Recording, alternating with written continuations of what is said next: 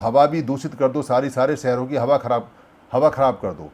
प्रकृति ने कभी नहीं कहा कि उसकी जो नदियाँ इतना बढ़िया पानी, मछली, जल और ये सब लेके आती हैं उनको सड़ा दो, उनको ख़त्म कर दो। प्रकृति ने कभी नहीं कहा कि मनुष्य के अंदर भेद पैदा कर दो और मनुष्य मनुष्य को खा जाए। प्रकृति ने कभी नहीं कहा कि मनुष्य को पढ़ाई से लिखाई से रोक दो। प्रकृति ने कभी नहीं कहा कि किसी का खाना छीन कर किसी का खाना फेंक दो। प्रकृति ने कभी नहीं कहा कि किसी को बोलने मत दो। प्रकृति ने कभी नहीं कहा कि आप किसी को बिना बात के मारो या उसे काटो या पीटो।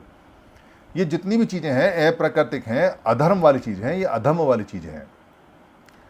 पर उस पर तुर्रा ये है कि लोग ये कहते हैं कि हम बड़े धर्मिष्ठ हैं, हम बड़े धार्मिक हैं, हम बड़े धर्म को मानने वाले हैं। और जो धर्म को मानने वाले आज के समय जो चीज़ें बनाई गई हैं वो बड़ी अलंकारी हैं, यानी कि उनके अलंकार बना दिए गए हैं, उनके चिन्ह बना दिए गए हैं, उनके सिंबल बना दिए गए हैं।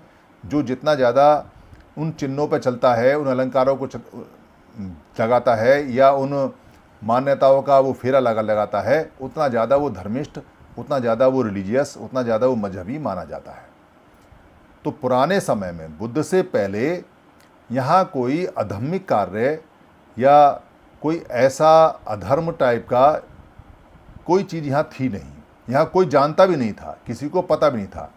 इसलिए पुराने साहित्य में, क्योंकि इतिहास जो आरंभ होता है वो तो बुद्ध से आरंभ होता है, लिखित में तो बुद्ध से आरंभ है, क्योंकि बुद्ध के बाद ये कंठस्थ हुआ और उसके बाद लिखना शुरू हुआ। तो उसमें जो मिलता है वो जैनियों का भी है और वो बुद्ध का भी है। महावीर जैन का और बुद्ध का दोनों ही समर्थ थे, इसलिए दोनों का ही वो मिलता है, दोनों ही समकालीन थे।